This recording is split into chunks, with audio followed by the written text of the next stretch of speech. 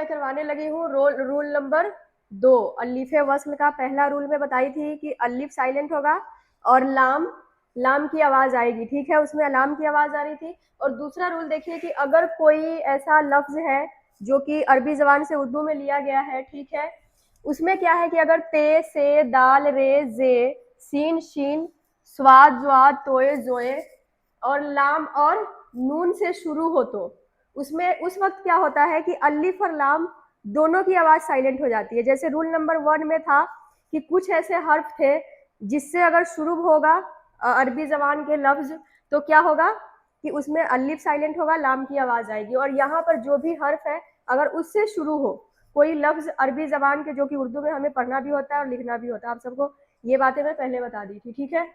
तो अगर इस जो भी हर्फ बोर्ड पे आप सबको दिख रहा है अगर उससे शुरू होगा तो क्या होगा, उस वक्त अलिफ और लाम दोनों साइलेंट हो जाएगा।